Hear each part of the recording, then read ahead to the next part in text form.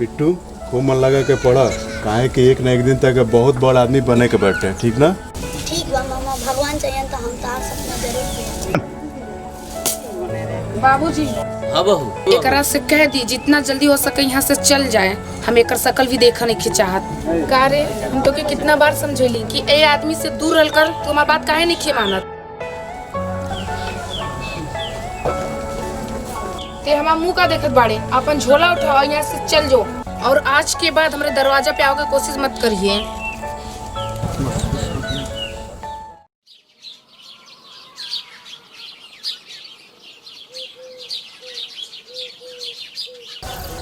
अरे दुबे जी, जी सरकार। अरे हम ई का देखत तानी, कोनो सपना तो नहीं देखत? ना ही सरकार, सपना ना है, ये हकीकत है। अब रुआ खेत में कोनो मजदूर काम करे ना ही सन। काहे? काहे कि वो मास्टरवा पूरा गांव के रुआ खिलाफ भड़का देले बा। अच्छा, तो ई बात बा। और तो और है, मास्टरवा के पतोहिया गांव में स्कूल खुले बिया और सब वो जब पढ़े जात बा सन। अभी बताई सरकार, वो सब पढ़िए सन तो रुआ खेतवा में काम के करी। अच्छा, देख ले बोकनी के।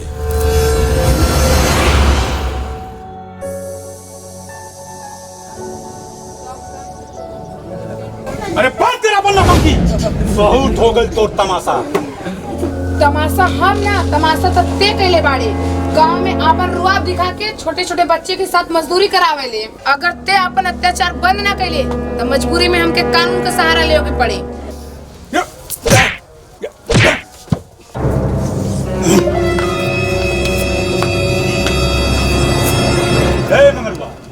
देख ले नहीं सरकार, कुछ नहीं की देख ले हम। देख ले हमरा ताकत के अंदाजा। ये गांव तो गांव है, पूरा जवार में ऐसा केहू नहीं खे कि जौन हमरा खिलाफ गवाही दे सके। बुझले? ए मुनीब जी। जी सरकार। चलो चली।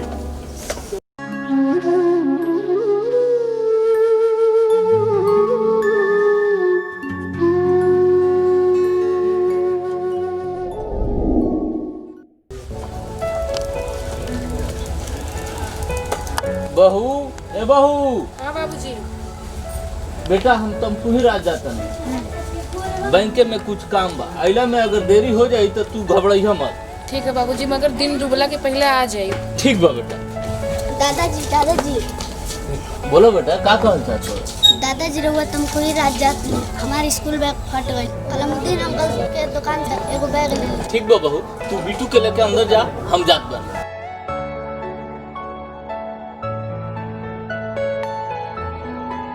बिट्टू है बिट्टू। मामा मामा आ गए, अब हमसे छोड़ के कबो ना दे। हाँ बिट्टू, अब तक छोड़ के कबो न जाए। का रे, तो के कितना बार मना कईनी, पर ते मानत काहे नहीं खे। अगर आज के बाद हमरे दरवाजा पे दिख गईले तो हमसे बुरा क्यों ना होई। ना बहन ना, ऐसा मत बोला। हमके निर्दोष साबित करे के एगो मौका द। जौन तरह के सुहागिन से भागिन बना दलस, जब तक ओकरा के शमशान न पहुंचा दे तब तक चैन के नींद ना सुतब। अच्छा हम चलत नहीं, अपन बिट्टू के ख्याल रखिए। पूजा, ई बात हमरा समझ में नहीं आवत। ई आदमी तोर मदद करे चाहत बावे और तू एकरा के नफरत के निगाह से देखेलू। ई तो कोनो मसीहा बा। अरे ई मसीहा ना, बहुत बड़ा शैतान बा। सुनल चाहता लग तो सुना।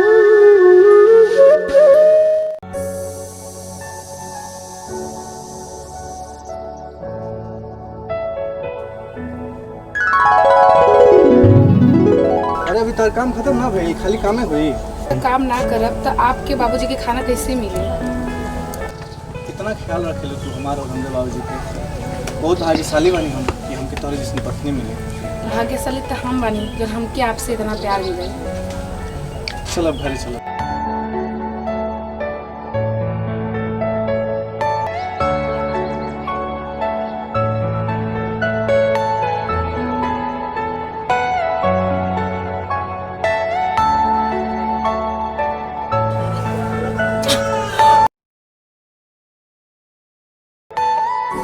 अरे का पूजा, तार तबीयत ठीक बा ना?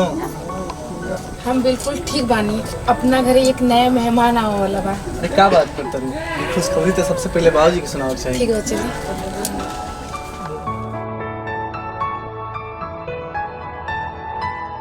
अरे खुश रहो का बात बा बेटा आज तो बड़ी खुश नजर आओ तर मौजी रे दादा बने हो का हम दादा बने वाला बानी हमारा जिंदगी के तो सबसे बड़ खुशी मिल गई अब हमारी जिंदगी बहुत आसानी से कट जाई बेटा Are you all my personal things? अरे तोर इतना हिम्मत हो गई कि हमरे खिलाफ गांव में ते हमरे से बहसबाजी करता रे हाँ?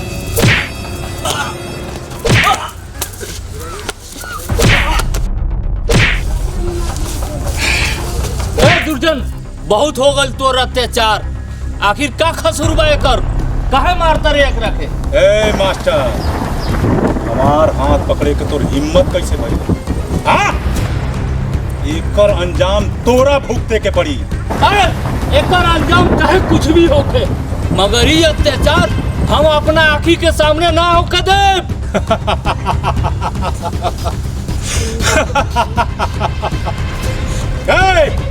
दुर्जन के अत्याचार के हु रोक सके तू ये धरती पर पैदा नहीं के भइल बुझले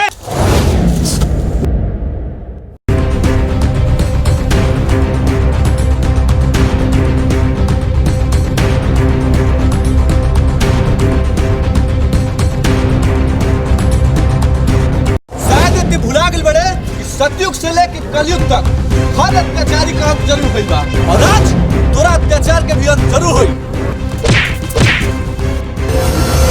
छोड़ दे बेटा एकरा के छोड़ दे ना बाबूजी आज एकरा के हम जान से मार दे बेटा तो के हमार कसम बा बेटा छोड़ दे एकरा के छोड़ दे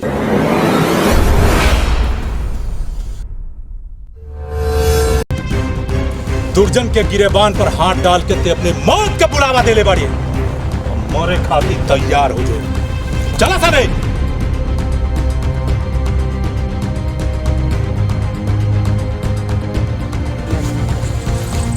चल बाबूजी घर चलो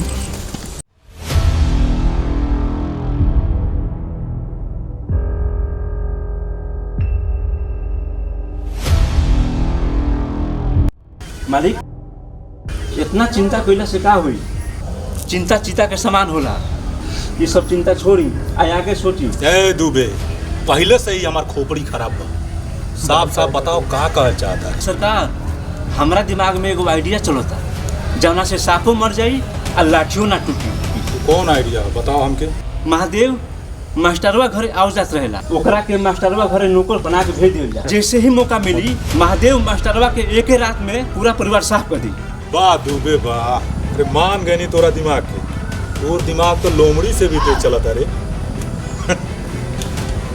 मास्टरवा के परिवार के तो बाद में मारल जाएगी पहले वो हरामी विजैया के खत्म कर जय दुबे जी सरकार महादेवा के समझा के मास्टरवा के घर भेज दे बुझाइल एक बात हम चलता नहीं अच्छा तो दुबे जी हम चलत बानी कुछ जरूरी काम बा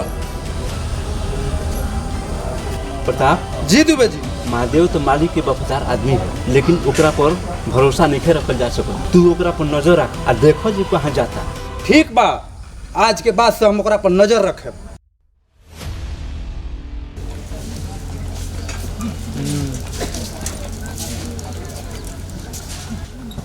मालिक मालिक हमका नौकरी पर रख ली मालिक अरे ते हमरा दुआरी पर कहे ले हो दुर्जन तो के लात मार के निकाल दलस का रे मालिक जिंदगी भर हम गुलामी करे लेकिन ओकरा हवेली पर ना जाए देख सच में अगर दुर्जन के चमचागिरी छोड़ के एगो शराफत के जिंदगी जियल चाहत पाड़ी तो हमरा कोनो आपत्ति नहीं है चाहे जितना दिन रह बरो आ घर के काम काज दे जी मालिक हाँ जी यहाँ का करे आइल बा कह दिया एकरा से चुपचाप यहाँ से चल जाओ बेटा विजय ये दुर्जन के आदमी जरूर है पाप के जिंदगी छोड़ के इस शराफत के जिंदगी जियल चाहत बा रह दे एकरा के रह दे पर बाबूजी अच्छा ठीक बा बाबूजी अगर आपके यही इच्छा बा तो कोनो बात नहीं है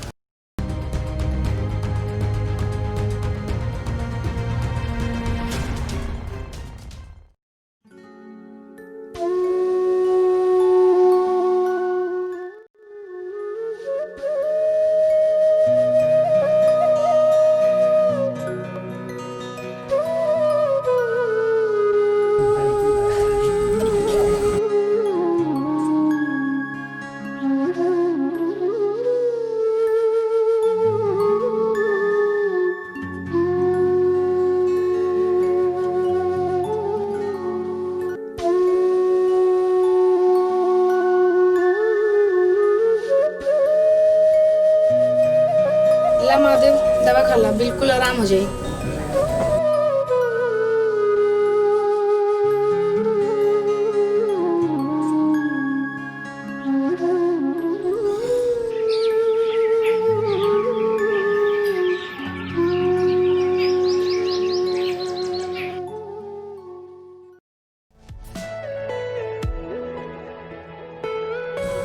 बहन हमके माफ कर दो, हमसे बहुत बड़ा गलती हो गया। काहे कि हम तो तेरा पति के मारे आई रहनी, लेकिन तू हमार जान बचा के बहुत बड़ा एहसान कर दिलो हमरा पे। आज से तेरा पूरा परिवार की हिफाजत कइल हमार काम बा। अच्छा तो ये बात बा, अबे चल के हम सब भैया जी के बताओ तनी। अच्छा तो बहन हम चलत नहीं।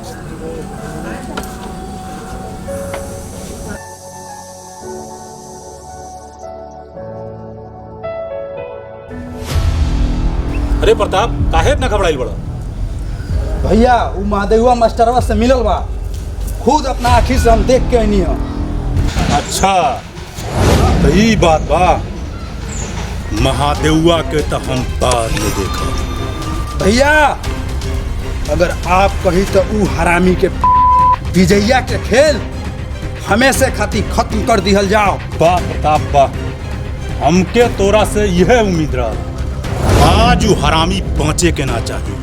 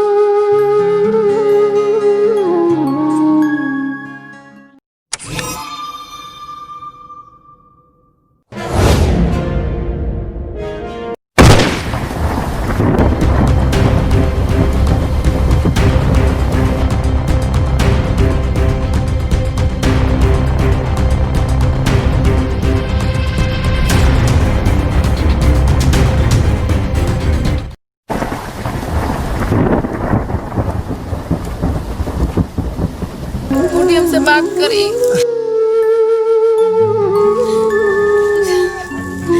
हमसे बात करी।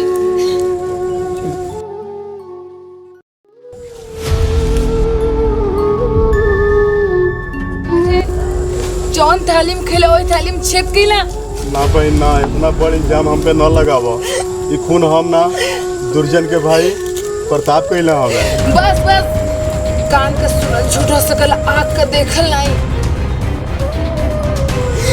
ये भगवान हम क्या कर। यही आदमी की वजह से आज सुहागन से अभागन बनल बानी। पूजा ई लड़का हमरा देखे से खूनी नहीं लागत। भगवान पर भरोसा रख, ई सच्चाई अपने आप सामने आ जाए।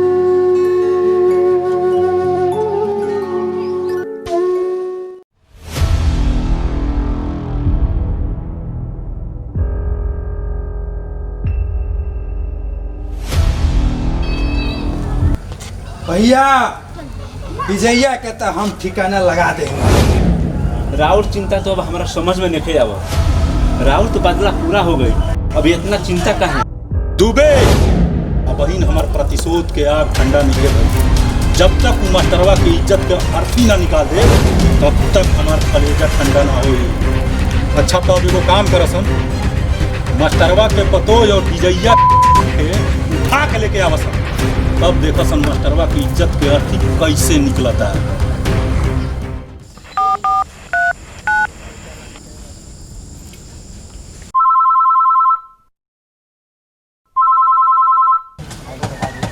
हेलो।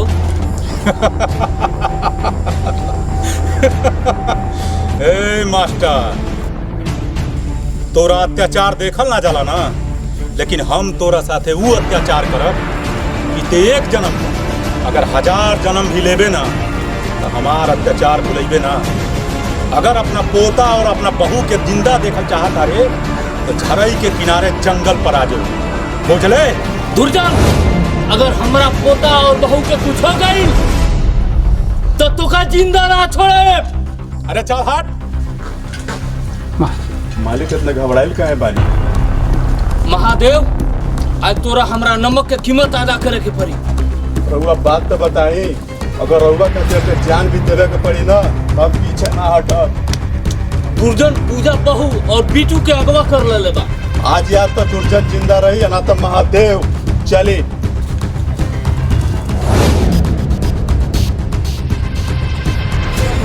दुर्जन, छोड़ दे हमरा बहू और पोता के, ना तो एकर अंजाम बहुत बुरा होई। जय मास्टर, ऐसे कैसे छोड़ दी? जौन अत्याचार तोरा देखल ना जाला ना, वो अत्याचार आज यही जाओ और तू तोरा सामने हो, बुझले?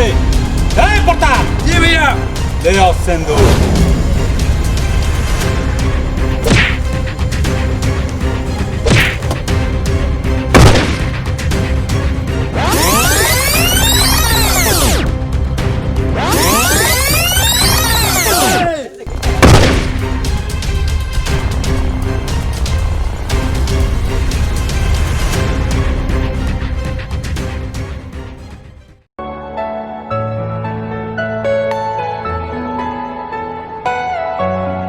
नमस्कार, हमारा चैनल के नाम है KDF फिल्म तमकुही राज। भैया लोग हमने की शॉर्ट मूवी बनौले बानी सन, अगर वो लोग इनके अच्छा लगे तो लाइक, सब्सक्राइब, कमेंट, शेयर जरूर करें और हमने के आशीर्वाद दें। धन्यवाद।